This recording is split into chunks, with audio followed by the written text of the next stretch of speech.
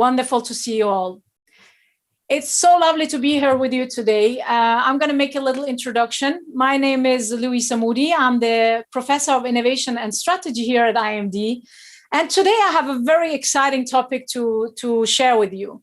And it's really all about speed. So the need of speed for innovation and for driving growth in our days today. We're going to also talk about, how we're going to leverage the technologies that are at our hands today that have been improving, and also the stakeholders, the ecosystem, the current one and the future one, in order to advance, not only survive, but also thrive in the future. So let's get started.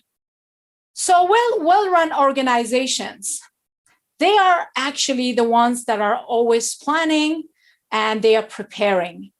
So what they do is that they are always doing scenario plannings to be able to, kind of envision and prepare for multiple futures.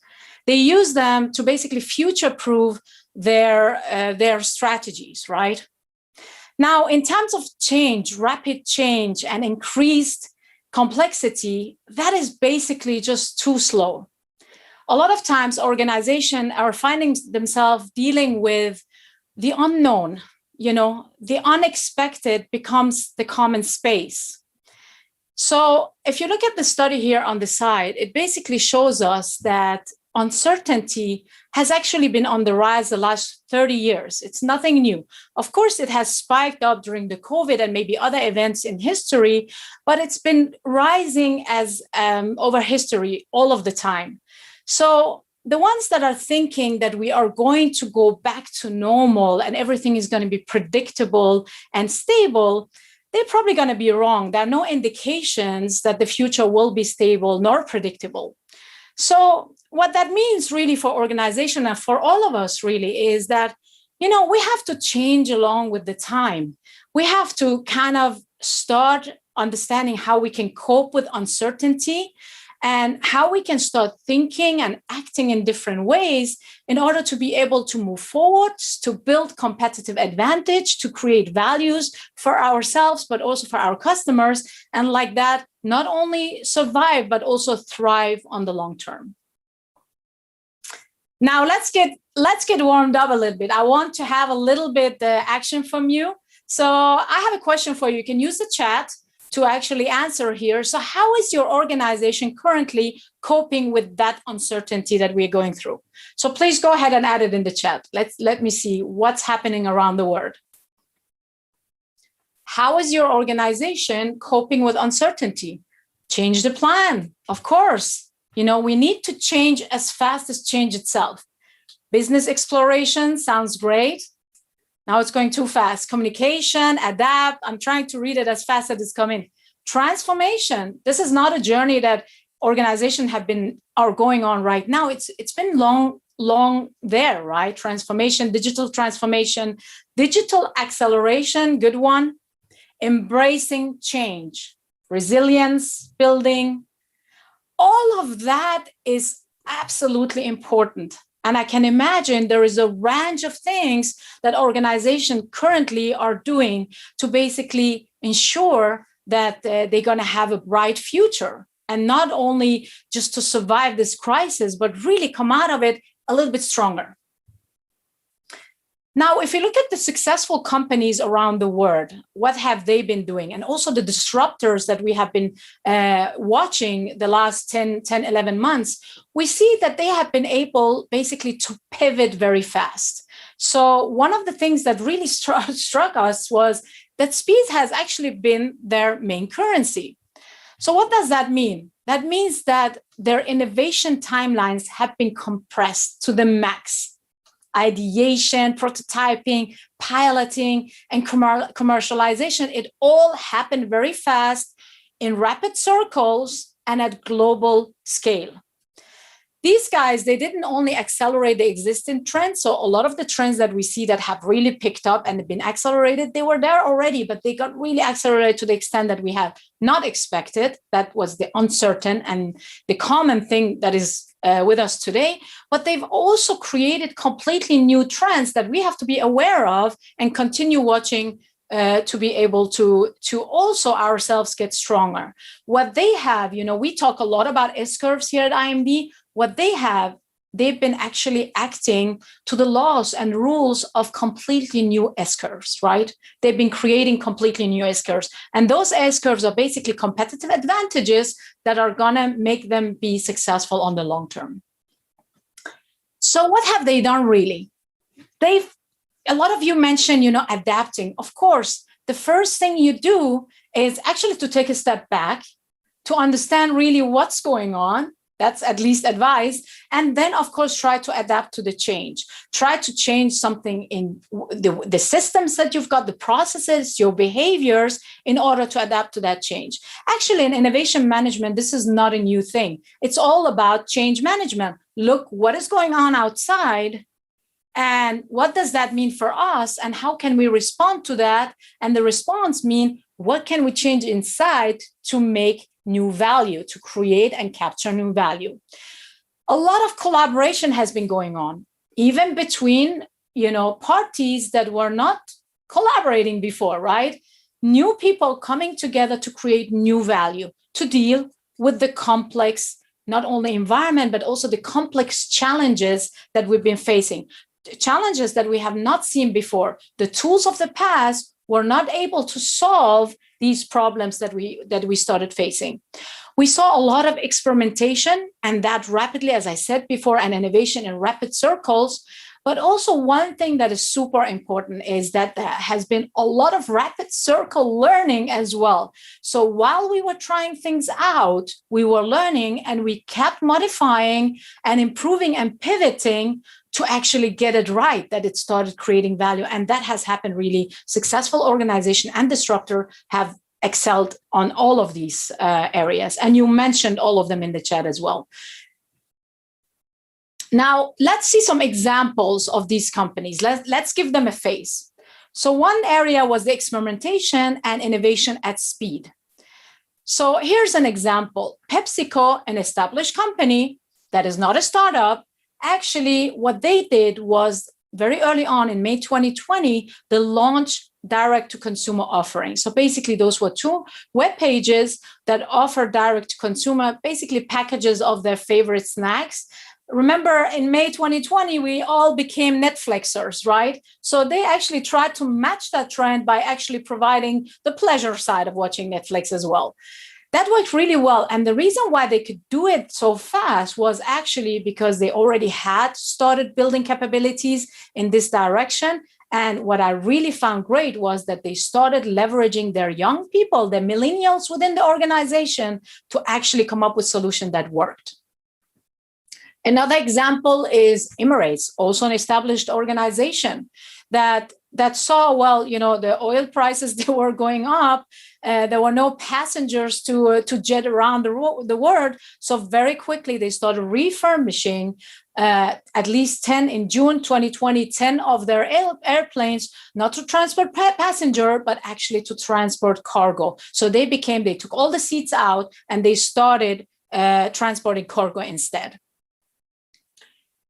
This one is a neat one. So just because we say, you have to work from home doesn't mean that people actually are going to work from home or are actually enjoying working from home. Remote work means more than that today. And as we are going forward, we're going to see a lot of different models and different ways of doing remote work. So a lot of people were distressed, right, at the beginning of the crisis, where they had to suddenly be at home. They might not have had desks at home, and they had to do all of the stuff with kids, running around. We saw a lot of funny videos around that.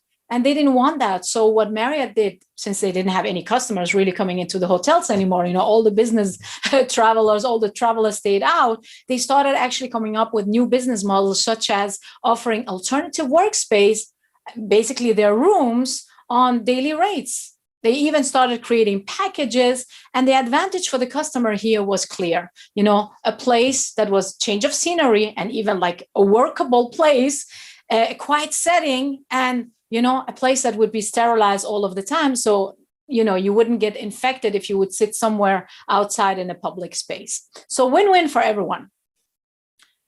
Another really trend that was going on was basically to embrace open innovation. And open innovation is the opposite of closed innovation, means basically that knowledge should flow from inside out and outside in, meaning that we should be collaborating and we should be sharing to create mutual value. Now, here are a couple of examples of that. March 2020, straight ahead, Ford started collaborating with 3M and GE to speed the production of respirators and also for the healthcare workers, as you can see here on the left, and also the ventilators for the COVID patient. So we started having new joint ventures or even joint collaboration that created new value, and that at speed.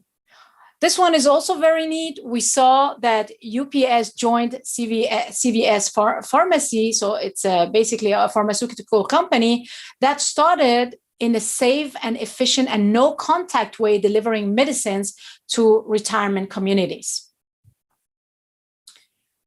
A third trend that we started seeing was basically also due to the rapid adoption of technology. So basically what happened is we actually moved 5 years in the future within 8 weeks in terms of digital adoption.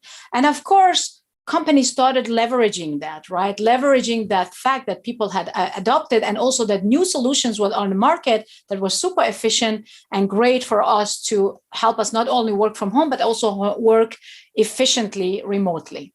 So, what technology really allowed basically that knowledge and experience and basically the resource, talent, and skills could be shared, and that globally, right? So this is what we talk about when we talk about crowdsourcing, using technology to actually connect people, towards a common purpose. What happened, which is really interesting for me because, I am in the field of open innovation and crowdsourcing, was to see that actually the hackathon concept where, originally, let's say tech nerds would come together, stay together physically in some kind of big space and start like coding, do that from 2 till even a couple of weeks, stay together until they will come out with some kind of digital solution at the end. That concept was brought to the virtual world, so basically to the cyberspace by governments. Already very early on in March, we started seeing that, a lot of governments started asking for help. So basically they started democratizing innovation in a way. They said, you know what, we want anybody out there that has a piece of the puzzle to solve these problems that we are now encountering in connection with the COVID pandemic to come, step forward and start helping us. So they started organizing these, and the early days, they were like just using the Zoom that we were all getting used to bring people together. And it was quite chaotic, right? We saw these initiatives, really happening everywhere in the world. But that was not only it. So the governments was one thing that they were bringing these masses of people to solve problems, but we also saw organizations such as, for example, here, one in the payment segment, Razorpay, which actually used the same concept to bring its employees together to actually meet that rising demand in payment services during the COVID. So what they said is, please do organize yourself, but we have one thing in common, and that is to solve how are we going to improve the customer experience online, and that at speed. And it went so well that actually the head of the payment engineering, he came front and he said, we're going to be using 80 to 90% of these ideas, we're going to be implementing them within the organization. So that really worked well. Now, at the beginning of the lockdown, also, I was sent home to work, right? So here at IMD, we had to start working from home, and there was a lot of change happening. Suddenly we couldn't deliver our, our courses or programs anymore face to face. So I actually participated in the Swiss government-led hackathon. And I just got in there as a participant. I really wanted to understand. I knew already about the hackathon concept. Of course, coming from innovation, I also knew what kind of steps to take to do innovation. But of course, this whole new space of doing it online was new to me, and I really wanted to learn. So I went in with a curious mindset, joined in there. It was very chaotic, not really organized. But at the end of the day, I started collaborating in 48 hours with a team of 9 people that I have never met before. They were like diverse in by any means that you can imagine in terms of age, background, skills, etc. We worked on the problem that you see here, how to extend the Swiss delivery network for grocery products. Now, keep in mind, this was the time where we were actually having fights because we wanted to get that next roll of toilet paper. I'm sure that you can remember that. And out of that came 48 hours later, I was changed. So what we were able to deliver was a 1-minute pitch video of the solution and the solution prototype. In our case, it was a Uber-like app to connect the people that wanted to serve and the people that needed their services, and also the solution presentation as a PowerPoint. For me, to my surprise, so that experience that I had there and this energy that a virtual hackathon created was amazing. But I also saw a lot of things that could be improved. And the first thing that I was thinking was, how can I apply these new technologies to actually create something new in my own context, being professor here at IMD, to deliver value to our own clients or their clients in return. We made it to the winners list. We became the #1 highlight project in the economic impact. But for me, that was less important. The most important thing is that experience is still under my skin and the learning was steep and very efficient. Now, what did I think? So straight ahead, that was in April. That was the 3rd till 7th of April that I did that. And I sat down and I actually prototyped a program that I will tell you about right now. I would like to introduce it to you. But my main thinking was basically how I wanted to create a new learning module or an intervention. I didn't really know what it was going to be, but I knew that I wanted to help organizations to become more flexible and respond faster to these shifting dynamics that we were watching, right? Because they have really become, not that extreme as in COVID, but they have become normal ground. And I felt like it was enough to talk. We needed really to become flexible also by acting, right? In a complex environment. Also, I wanted to, I wanted to help organizations really prioritize their challenges because we face so many. However, prioritization in innovation is super important. Where do we focus? Where do we put our resources? And what should we be focusing on in order to create that next competitive advantage and that value going forward? Now, how did I wanted to do that? I felt like, innovation by itself is a social phenomenon, right? So it's all about people. We need to create a space where asking questions and good questions is allowed, where we can experiment and where we can test our hypotheses if we might have some, right? It's all about this space to allow for experimentation and questioning to happen. And also, I felt like, given the complexity of the challenges that we are facing today in the world, now be it companies, individuals, even on the the earth level, we have so complex problems that no one company or one person can solve it by themselves. And I feel like innovation really needs to be democratized. And it's really all about, if you look into biological system, I'm a biologist by training. If you look at the systems there, they work only because they're only sustainable because they are not leaving any resources untapped. And I wanted to go with the same thinking and say, how can we create a system that actually allows for leaving no resources untapped? And in that case, I mean people and talent. And why did I want to do that? Because I feel like, it's important for any given time in any given time, accelerating innovation and driving growth is a differentiator. We cannot go around that. And what does that mean? Well, that means creating new products, new services, coming up with new business models that work and add value, and also improve existing processes, and that at speed, right? Also, the other thing is, what I believe is important is to continue being a learning organization, and also to build those critical capabilities and skills that we need not to prepare for today, but also for the future. And that means collaboration, creativity, and also discipline, because I don't believe that innovation can exist without creativity, but it can also not exist without good discipline. So the IMD booster was born. So this is what I came up with. The IMD booster is basically a very science-based, technology-enabled, compressed and high-intense immersive process that is basically accessible from anywhere in the world and by anyone. I really care about the inclusive part of it, because it's not only about democratizing, but it's also giving access to people, to give them the space to grow, right? And I believe access should be a part of it.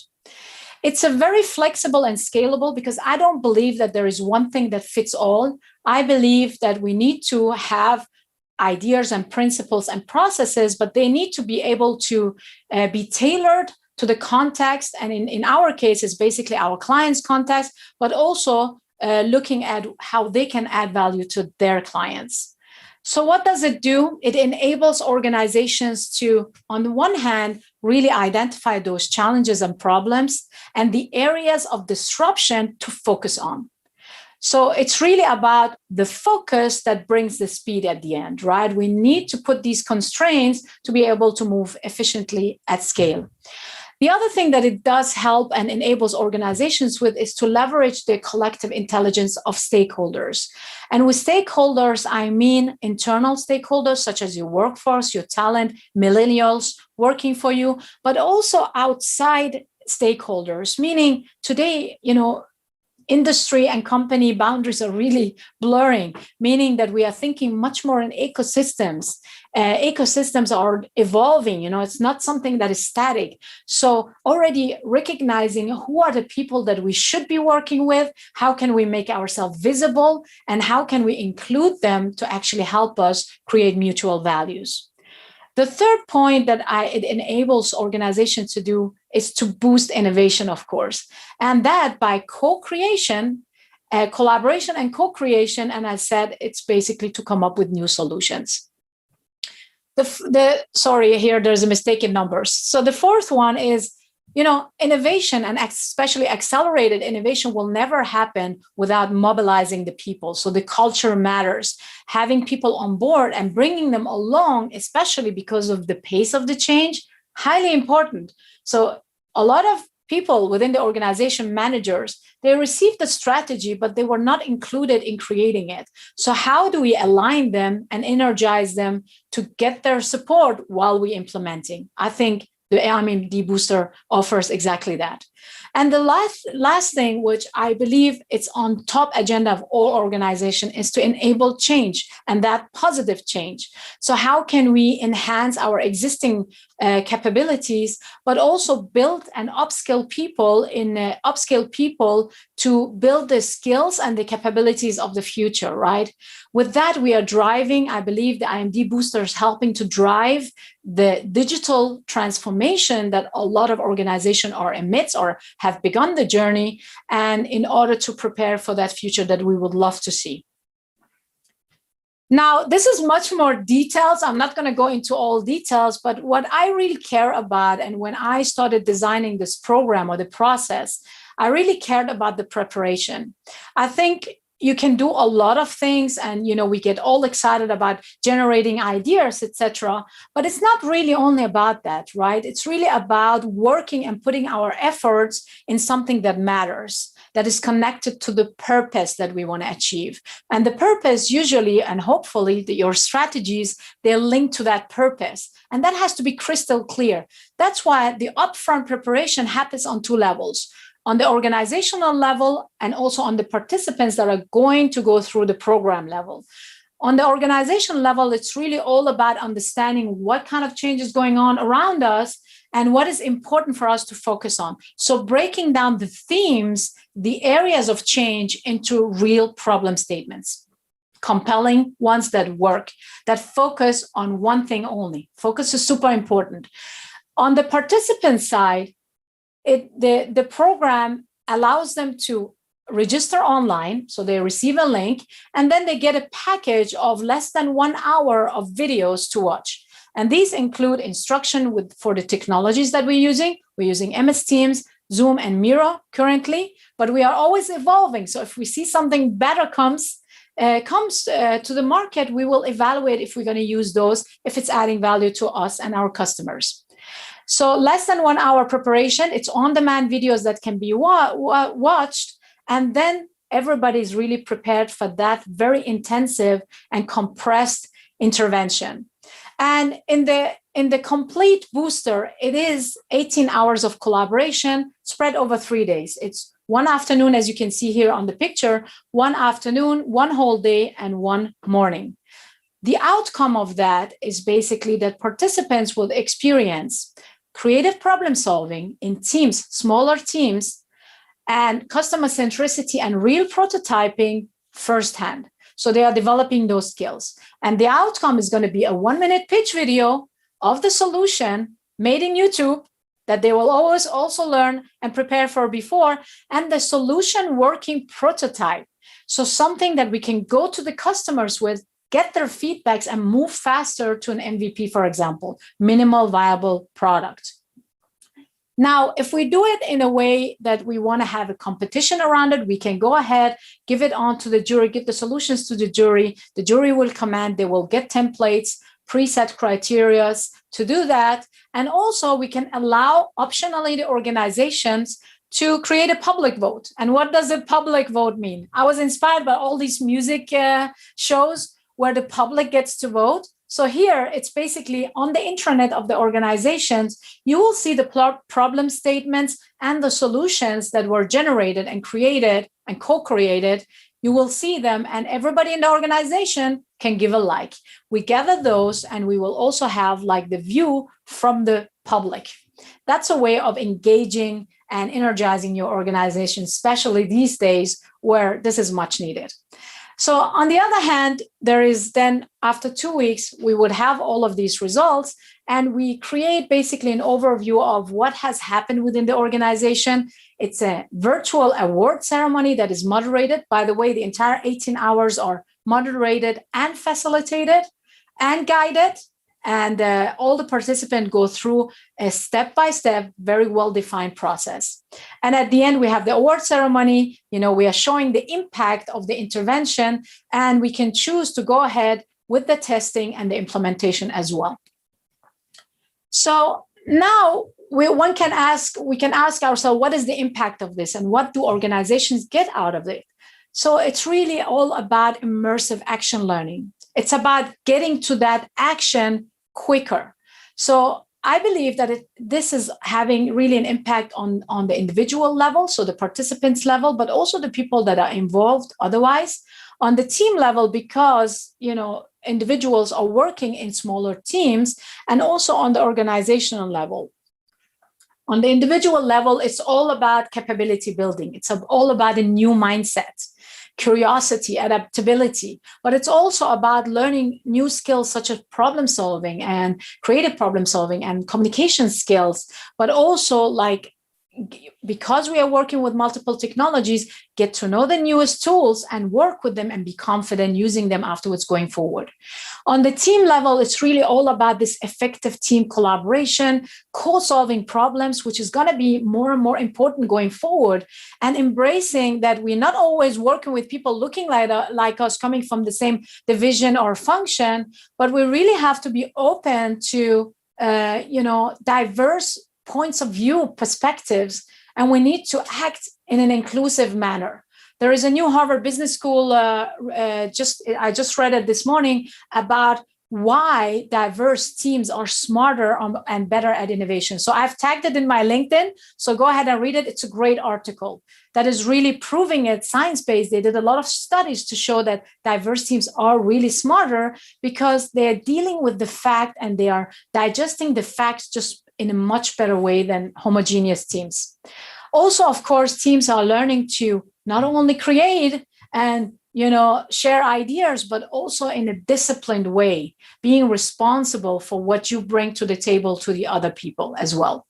On the organizational level, I believe that the advantages are, new solutions and new results.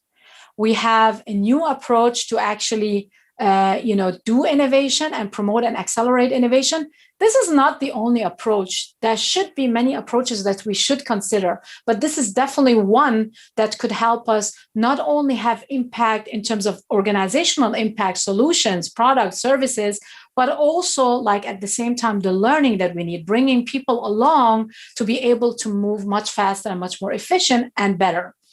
Also, like, for example, driving the digital transformation and upskilling your workforce in the days where we see a lot of, articles around that is really needed. And if we can do it in very short and compressed way, I think we are coming out as much stronger. So now I want you to you can continue writing all your questions. So I have my assistant Bruno here with me that is kindly looking through all of your questions that you want to have answered. And I will answer a couple of them later on. And he will give me a couple of those. So continue writing them in the chat. But now, before we go to the questions, let's take a little, now I've shared a lot with you. Let's take a little poll to see what is happening out there. So how is your organization accelerating innovation to stay relevant? Go ahead. We're going to start the poll in a second. So the first one would be, we leverage technologies to innovate faster. Number 2, we excel at experimentation. Number 3, we embrace open innovation, collaboration, or inclusive approach, some kind of inclusive approach to innovation. Or it could be, we foster a learning culture. A lot of organizations are really working actively at that, right? I will have some articles coming later on this year around curiosity and how to build that learning culture, right? And what organizations are doing in that field. Maybe it could also be, we have processes in place for rapid problem solving. Or you're not sure, or none of the above, or all of the above. Go ahead and participate in the poll, please. I see the front runners is number 1. We are leveraging technologies, which is basically what we've been observing as well. So one, actually, surprisingly, we've been adopting technologies super fast. So that was actually pretty surprising. That is where we have excelled. But I believe we need to excel in different areas as well to be sustainably adding value over the long term. The second one, let me see, are we still voting? Let's show the polls. So what you can see is number 1 definitely was the front runner, with 26% of you saying we are leveraging technologies to innovate faster. And I'm happy to hear that. And that is really reflecting research as well. The second one is we embrace open innovation. So it's by no hazard that I actually chose the 3 that you saw before, because that's amazing. And I think what could be even more amazing is that it doesn't have to be something that we only did during a huge crisis and an emergency, but that we really see that it works, right? It works to open up and share, because it also brings new opportunities. This is a way of turning a challenge into an opportunity. And I believe going forward, we will be seeing much more uncommon collaborations happening that I'm excited to be reporting about going forward. The third one, with 15% of you say we are fostering a learning culture. I would love to know what everyone is doing. Maybe that should be a topic for another webinar. But I think this is really important. So we have innovation on one hand. We know that we have to work on the processes and the products and do it together, But on the other hand, we also need people that are always questioning in a constructive manner, that are curious to actually challenge the status quo, because the status quo is our enemy. If we think we know it all and we're doing it the best way possible, we have no incentives to evolve. And I believe we as humanity, we're here to evolve, right? We are not here to stand still. We're here to continue create value and continue evolve, and that together. So thank you very much for this. I'm going to stop the polls right now. Let me see how many said none of the above. So we had 9% saying we don't do any of the above. That is alarming to me. And all of the above, also 9%. So that's fantastic. And I'm not sure we have 6%. So I'm wondering if I did not include something here that should have been there. But anyway, so now we're going to stop sharing this. Thank you very much for participating in this poll. And I hope it's also kind of to give us a little bit feel of what is going on now that we have so many of you, coming from different sectors and different countries as well. So now to sum up a little bit and to give you a little bit my guiding principles when it comes to accelerating innovation. If I can give you something to take with you home today, it would be this. I believe that these 4 areas that you see in front of you are highly important to accelerate innovation in the age of disruption. And we are going, most, let's say, sectors are going through disruption, including ours in executive ed. We are going through immense disruption. And we have to do the following things. So this is as much a lesson learned for us as for you. One, it's about focusing on what matters. It's really important. Nobody has finite resources. We have to choose and we have to prioritize. But before doing that, we got to open up and see what is going on. We have to understand what is the change all about and what does that mean for us? How can we respond to that in the best way possible? So that is important. What is the change and what are the trends that are affecting us or what we can leverage and actually create opportunities for ourselves? How do we identify it? And with that, we are actually basically identifying challenges that we are facing and also areas of the disruption that really needs to be addressed. And we are basically going ahead and putting all our force in that and driving it forward because nobody can do it all and we don't have the means to do it all. Number 2, it's basically taking an inclusive approach to innovation. I really, as I said before, just like economical and biological, just like biological systems, I really would like to see business systems also act in the same way and try to tap into the collective intelligence and not leaving any resources untapped. The third one is move at speed. And that was more or less the focus of our talk today. If we can leverage technologies, let's do it, right? Let's mix and match. The way that I created my program was also mixing and matching a lot of different sciences from the hackathon to the design thinking, to the neuroscience, to productivity studies. I took all of the learnings and I combined it to something new in my context, in our context at IMD. And I believe this is something that everyone should do, right? Like take what is, combine in a way that becomes an innovation in your context, but also rapidly experiment. Don't try to get it right from the beginning. Keep experimenting quickly and create that space to do so and prototype. Show it to people. People are visual animals in a way, right? We are visual. So when we show something, it's much easier to communicate than if we just communicate with language. Sure, language is important, but showing is just powerful, right? So create those prototypes. And also, culture is king. That should have been as number 1, right? Without culture, the right people, nothing will happen. It's fundamental. It's actually the biggest challenge of organizations, right?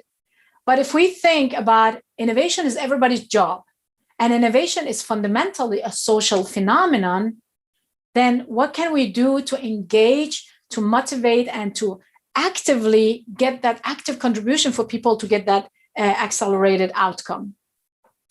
Now, I want to say at this point, before I take the questions, don't be a know-it-all, be a learn-it-all. And it didn't come from me, unfortunately. It came from the CEO of Microsoft. Think about it. Don't be a know-it-all, because if you are know-it-all, you will not evolve. Be a learn-it-all and be that your entire life. Now I'm going to take a couple of questions. So let's see. Bruno?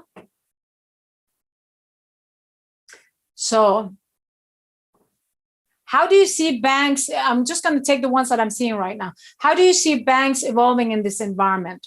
Well, if it's banks or if it's any other organization, I know that the banks they have a lot of competition. They're going through immense,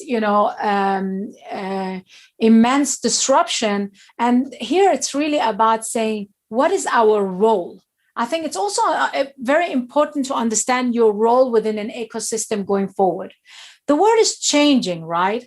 And while the new ecosystems are being built, we have to understand what do I bring to the table?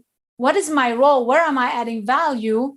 And who can I collaborate with? And which ecosystems do I need to be part of? I think that's regardless if you're in a tobacco company or in a bank. You really need to understand your role in order to move. It's like knowing your skills and your strengths.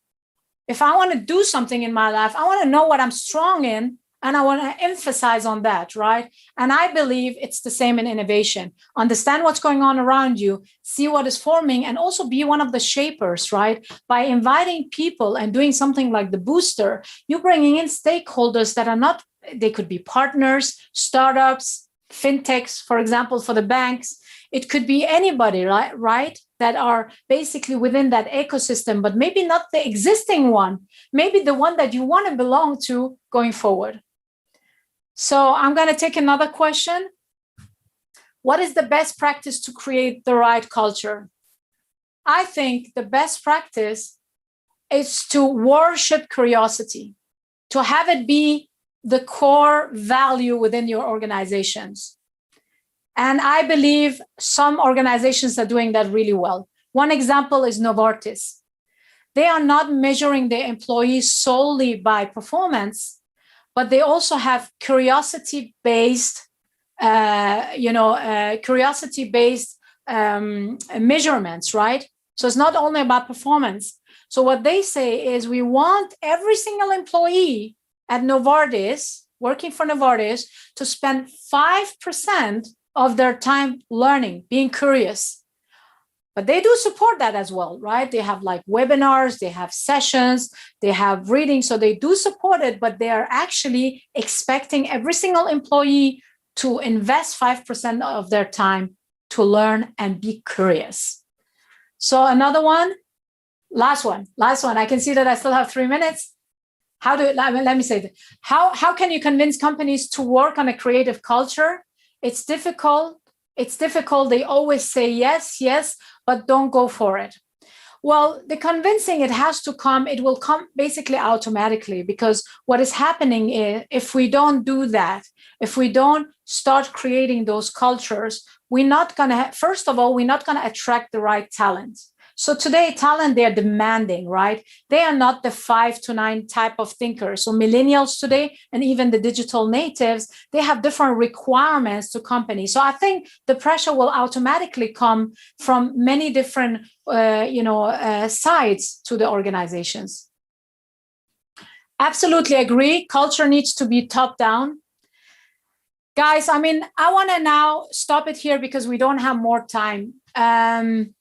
I really believe that, innovation is really about people. I really believe that. And if our purpose here on Earth as humans is to connect, I believe our purpose as humans is to connect, then we should be, as leaders within organization, creating those spaces for people to connect in a very nice way, to come together and be given the opportunity to actually contribute. So we might have a lot of talent, but we are not giving them the opportunity to contribute. That's not okay. So we should be responsible of creating that space, regardless of the mode. Is it virtual? Is it physical? What works for you? And I think by doing that, and if we do it right, and we think about humans, and that's what I actually thought about a lot, to humanize this approach, to build in, ways that people feel comfortable. If we do that, work should actually become like a play and not something that we really dread to do. So I hope you learned something today, guys. Unfortunately, we cannot talk to each other.